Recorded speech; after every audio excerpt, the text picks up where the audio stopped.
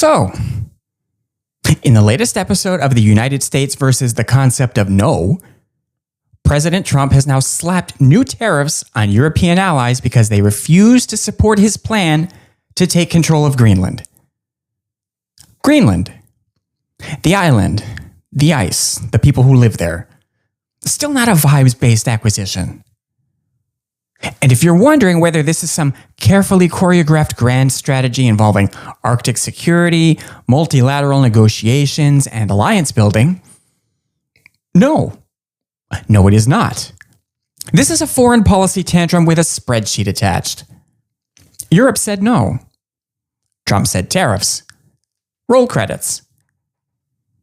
But wait, because every good sequel needs a supporting villain monologue, and enter Stephen Miller. Stage right with his veins popping. Because Miller has recently framed the Greenland push, the tariffs, and the broader immigration and sovereignty posture as part of a civilizational struggle. A phrase he uses with the mode and frequency the way normal people use the word coffee. According to him, America must assert control, reject weakness, and stop letting other countries dictate outcomes to us. Which is a fascinating point of view because no one is dictating anything. They are declining. There is a difference between these two things that seems to be lost on the greater Trump administration. So now we have the White House's two-track messaging system. We have Trump with one assertion. They won't give us Greenland, so we'll make it expensive for them to exist near us.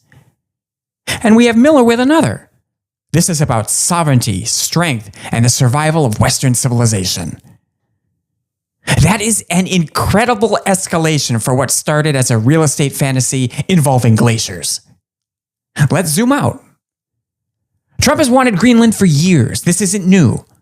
It started as a curiosity, became a fixation, and now has evolved into policy by obsession. Greenland is no longer just an island, it's a symbol. To Trump, Greenland represents a big thing on a map that he not only does not own, but that someone told him he can't have. And that combination, big, visible, and denied, is kryptonite to him. But here's where it gets dangerous. Stephen Miller has taken that fixation and wrapped it up in ideology. He's no longer talking about Greenland as a territory. He's talking about it as precedent. The idea that America should never accept limits, that allies are obstacles if they hesitate, that international norms are weaknesses disguised as rules, and that power is only real when exercised loudly and punitively. So tariffs, normally an economic tool, become moral instruments, punishment as principle. And let's be clear, these tariffs don't hurt Europe in the abstract. They hurt consumers. They raise prices, they disrupt supply chains, they provoke retaliation, they invite escalation. But in this administration's worldview, particularly Miller's, pain is the point. Pain proves seriousness. Pain proves dominance. Pain proves you mean it. This is the same logic that shows up in immigration policy. Deterrence through cruelty, enforcement through spectacle, messaging through fear. Which is why it's no accident that the Greenland tantrum and the ice crackdowns feel spiritually connected. They come from the same place. Think about it.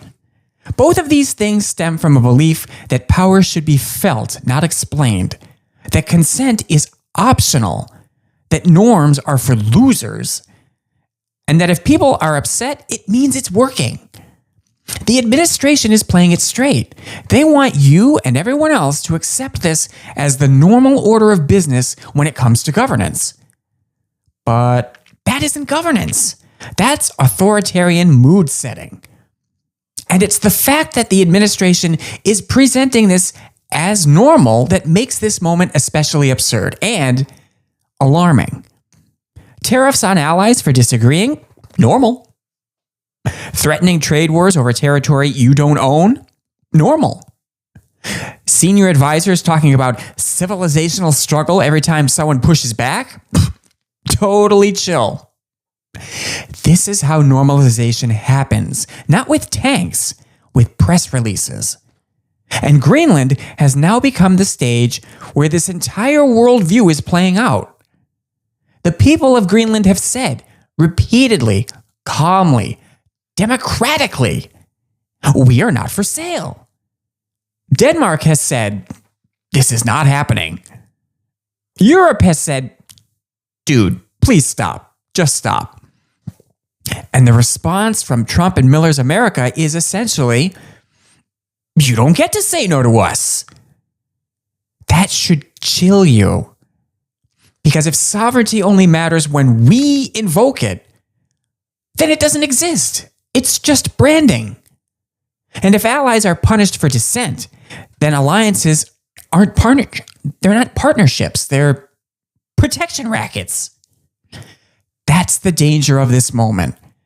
Not that Trump wants Greenland, not even that he's using tariffs like a sledgehammer. The danger is that this worldview is being articulated, defended, and normalized by people like Stephen Miller. People who genuinely believe that restraint is weakness and escalation is virtue. Because once you accept that logic, there's no off-ramp. If Europe caves, tariffs worked. If Europe resists, escalate. If alliances fracture, they were weak anyway. If the world pushes back, that just proves how necessary dominance is. It's a self-justifying loop. And history is very clear about where that kind of loop ends. So yes, this is absurd. Yes, it's darkly funny that we're watching a trade war erupt over an island with more ice than people. But it's also deadly serious. Because when foreign policy becomes an extension of ego and ideology turns punishment into virtue, the damage doesn't stop at Greenland. It spreads. It hardens. It teaches the next crisis how to behave. And one day, when the cost finally becomes undeniable, the same people telling us this is strength will insist no one could have seen it coming. We can see it coming. It's frozen, it's enormous, and it's waving from the Arctic.